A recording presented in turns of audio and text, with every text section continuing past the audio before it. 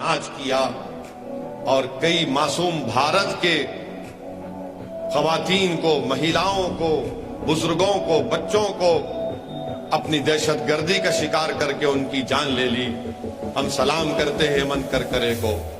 मेरे अजीज दोस्तों और बुजुर्गों, जब हम हेमंत करकरे को याद करते हैं तो भारतीय जनता पार्टी में, भाजपा में एक एमपी है, मध्य प्रदेश से एमपी है, वो भी महिला है।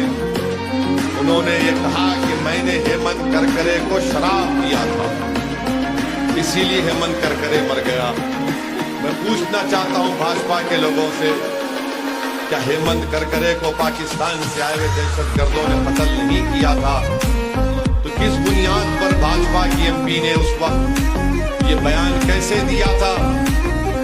क्या जुर्रत उस भाजपा की एमपी की कि वो एक मुल्क के बहादुर को, जिसने दहशतगर्दों से मुकाबला करते हुए, टेररिस्ट से मुकाबला करते हुए, आतंकवादियों से मुकाबला करते हुए अपनी जान को कुर्बान कर दिया, उस हेमंत करकरे के बच्चे यतीम हो गए, उसकी बीवी बेवा हो गई, मगर भाजपा की एमपी उसने कहा कि मैंने शराब दिया था। अब आप बताइए, भाजपा जिसको पाकिस्तान के दहशतगर्दों ने मारा, वह कहती है कि मैंने शराब दिया इसलिए वो मर गए। ये देशभक्ति है भाजपा की उस एमपी की। इसका फैसला आपको करना है।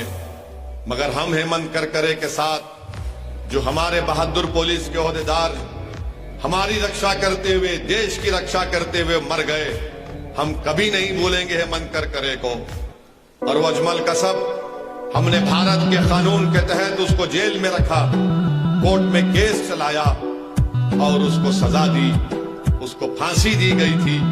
और जब अजमल कसब को फांसी दे दी गई तो हुकूमत ने कहा कि इसको दफनाने के लिए कब्रिस्तान के लोगों से कहा कि इसको दफना दो। मैं सलाम करता हूं मुंबई के उस कब्रिस्तान के जिम्मेदारों को जिन्होंने कहा कि हम अपनी देश की सरजमीन इस जानवर को नहीं देंगे जिसने हमारे देश के लोगों की जानें ली, जो आतंकवादी है। मैं सलाम करता हूं, हमने अजमल कसब को भारत की जमीन में दफनाने नहीं दिया। आज ये हमारी देशभक्ति है, ये हमारी मोहब्बत है इस वतन से। क्यों ना हो हमको इस देश से मोहब्बत, क्योंकि इस देश को आजाद कराने में मौलाना अबुल कलाम आजाद ने जेल की सोबतों को बर्दाश्त किया। जौहर बरादरान ने अपनी जिंदगी के चैन और सुकून को बर्बाद कर दिया। एक भाई तो लंदन गए थे अंग्रेजों से बात करने के लिए और उन्होंने कहा था अंग्रेजों से कि अगर मुझे आजादी नहीं मिलेगी तो मैं भारत को जिंदा जाना पसंद नहीं करूंगा। उनका इंतकाल हो गया तो उनकी लाश को बैतुल मक़दस में दफनाया गया। क्यों ना हो हमको इस देश से मोहब्बत कि हमारे बुजुर्गों ने, अल्लामा फजल खैराबादी रहमतुल्लाह अलैह ने अंग्रेजों के खिलाफ जिहाद का फतवा दिया था और काला पानी की सजा काटी। और जब उनके बेटे ने अल्लामा फजल खैराबादी के रिहाई का आर्डर लेकर आए तो मालूम हुआ कि अल्लामा फजल खैराबादी दुनिया से चल बसे। किफायतुल्लाह काफी ने इस देश के लिए अपना सब कुछ कुर्बान कर दिया, फांसी के पर चढ़ गए। क्यों ना हो हमको इस हमारे वतन अजीज से मोहब्बत कि जहां पर हमारे उलमाओं ने, शेख महमूदुल हसन ने, हुसैन अहमद मदनी ने, इन जिम्मेदारों ने मसाइब और मुश्किलात उठाई इस देश को आजाद कराने के लिए अंग्रेजों से। इस देश के चप्पे चप्पे से हमको मोहब्बत थी और रहेगी। हम जब पैदा होते अपनी माँ की कोख में 9 महीने रहकर हम इसी जमीन पर पैदा होते हैं और जब अल्लाह की तरफ से बुलावा आता है तो हम इसी जमीन में चले जाते हैं। इस मुल्क के कब्रिस्तान भारत के अल्पसंख्यक समाज के वफादारियों की निशानियां हैं। हमारे कब्रिस्तान हमारे वफादारियों की निशानियां हैं। अगर आज के उठकर कहता है, हमसे देशभक्ति की बात करता है, हमारी वफादारी पर शक करता है, तो हम उनसे ही कहेंगे कि जाओ ये कब्रिस्तानों को देखो कि हम जब पैदा हुए तो आंख खोली, हमारे कान में अज़ान दी गई और हमने इस देश के लिए काम किया। अब जब हम चले भी गए तो सीना तान कर इस जमीन में सो रहे हैं। मेरे अजीज दोस्तों और बुजुर्गों, फख्र करो अपने आप पर। और अगर कोई आकर आपको डराता है तो आप को डरने और घबराने की जरूरत नहीं है। भारत हमारा था, हमारा है और रहेगा। हमको कोई देशभक्ति के सर्टिफिकेट नरेंद्र मोदी, अमित शाह से लेने की जरूरत नहीं है। हमको देशभक्ति के सर्टिफिकेट कांग्रेस और कोई किसी पार्टी या लीडर से लेने की जरूरत नहीं है। ये कोई नहीं था जब हम इस मुल्क के लिए लड़ रहे थे। संविधान बना तो बाबा साहिब अम्बेडकर ने संविधान बनाया। अगर बाबा साहब नहीं होते तो संविधान नहीं बनता। यही बाबा साहिब अम्बेडकर ने संविधान बनाया और कमजोरों से कहा, मजलूमों से कहा, दलितों से कहा, आदिवासियों से कहा, अल्पसंख्यक मुसलमानों से कहा कि मैं तो संविधान बना दिया हूं, अब तुमको इस संविधान को इस्तेमाल करके अपने मुकद्दर के फैसले करना पड़ेगा। तुमको ताकतवर बनना पड़ेगा। मैं तुमको वोट डालने का इख्तियार दे रहा हूं। तुम वोट के जरिए अपनी लीडरशिप को पैदा करो, अपने कायद को पैदा करो, ताकि तुम्हारी आवाज इस देश के पार्लियामेंट और विधानसभा में गूंजे। आज अगर हमको खराज अकीदत पेश करना है उन लोगों को जिन्होंने भारत का आईन और संविधान बनाया, तो आपको ताकतवर बनना पड़ेगा। आपको अपनी सियासी लीडरशिप को बनाना पड़ेगा।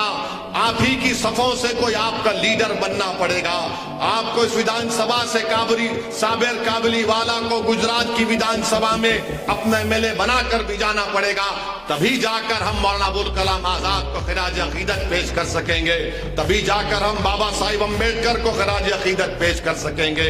मेरी अजीज दोस्तों और बुजुर्गों, मेरी इज्जतदार माँ और बहनों, मेरे गयूर नौजवान साथियों, ये मेरी आपसे इल्तिजा है, गुजारिश है कि आप अपने वोट का सही इस्तेमाल करें और इस आज के दिन जो संविधान दिवस के तौर पर मनाया जाता है, सिर्फ संविधान को ना देखें बल्कि संविधान में क्या लिखा गया उस पर गौर करें। और जब संविधान बन गया, लागू हो गया इस देश में, और जो पहली संविधान की किताब बनाई गई जो आज भी भारत के लोकसभा की लाइब्रेरी में मैंने कई मर्तबा उसको देखा, जो लोग आज आकर असदुद्दीन ओवैसी की वफादारी पर शक करते हैं, अरे सुनो कांग्रेस और आरएसएस और भाजपा वालों, जब उस पहली संविधान की किताब लिखी गई, उस किताब में कई बड़े बड़े लोगों की तस्वीर है।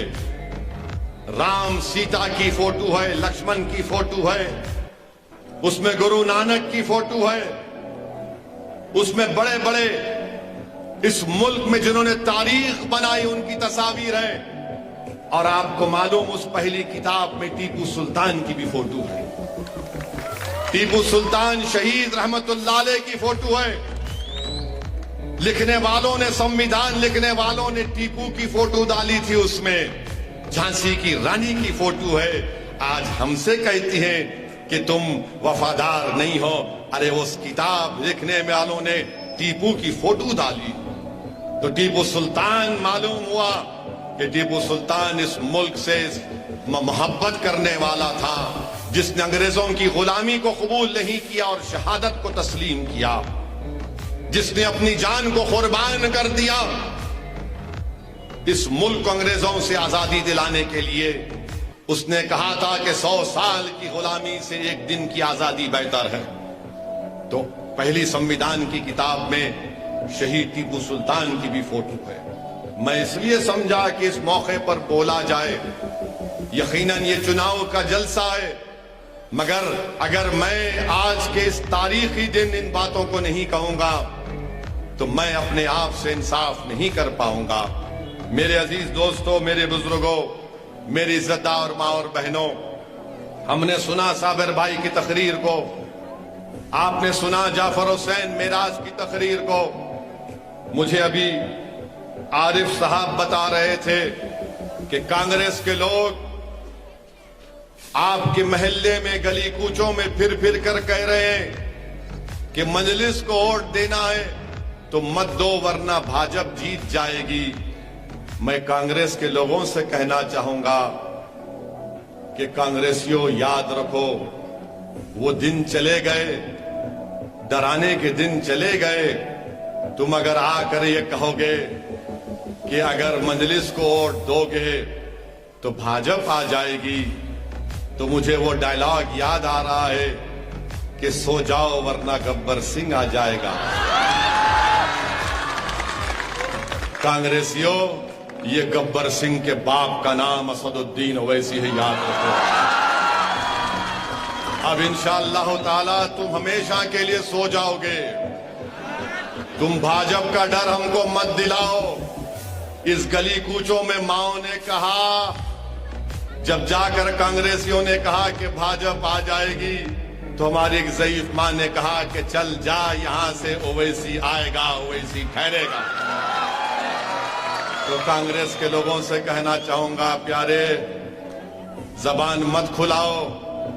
27 साल से तुम मोदी की चाय पी रहे हो, उसमें चाय कम है, मलाई दूध ज्यादा होती है। तुम 27 साल से मोदी की चाय दूध मलाई खा खा कर मोटे हो गए, मगर जमालपुर की जनता को तुमने गरीब बनाकर रख दिया। तुमने गुजरात की आवाम को कमजोर बनाकर रख दिया। तुम्हारी सेटिंग है मोदी के साथ, इसीलिए तो 27 साल से भाजपा जीत रही है। हम पहली मर्तबा चुनाव लड़ रहे तो तुम डराने पे आ गए। अरे तुम किसको डराओगे? ये चीपावाड़ी है, किसी के बाप से डरने वाली हमारी माएं नहीं है। इनकी तारीख है जो अपने हाथों से प्रिंटिंग करते हैं। अल्लाह ने उन हाथों में, उन उंगलियों में बड़ा फन दिया है।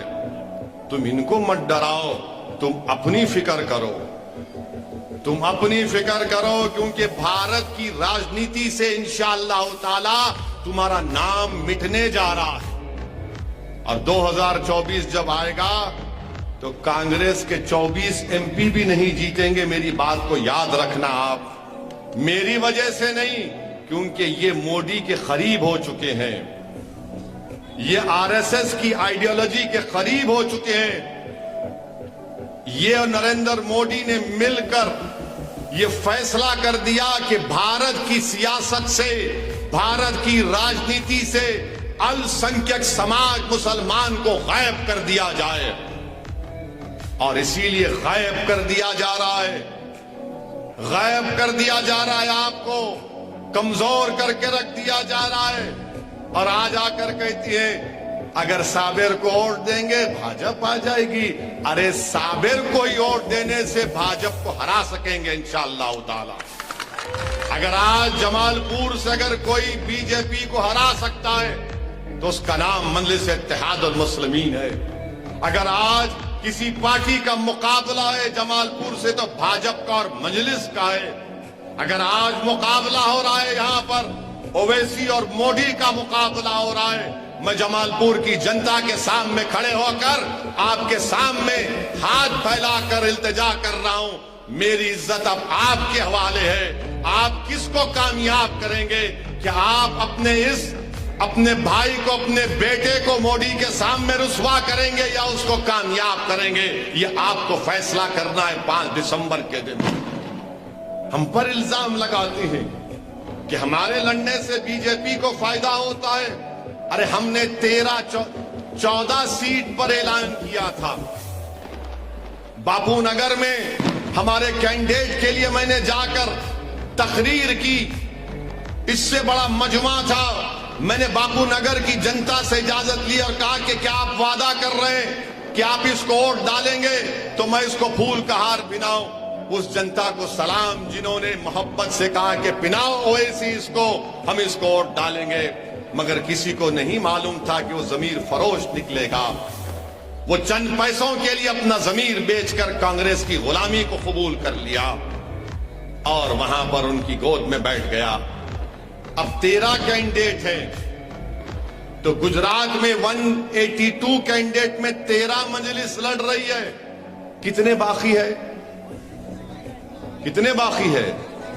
अरे चीपा बरादरी का तो हिसाब दिमाग में ऐसा चलता है सब चीज में। बोलो 169 बाकी है।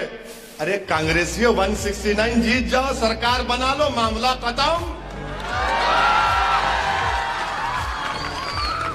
चलो 13 पे अगर बात हो गई मान लेता हूं, जो नहीं होगी कभी नहीं होगी, मगर चलो 169 जीतो ना, नहीं साबिर के पीछे पड़ेंगे, साबिर के पीछे पड़ेंगे। अरे साबिर की उम्र हो गई यार, साबिर की दरियाफ्ती क्यों कर रहे तुम अभी?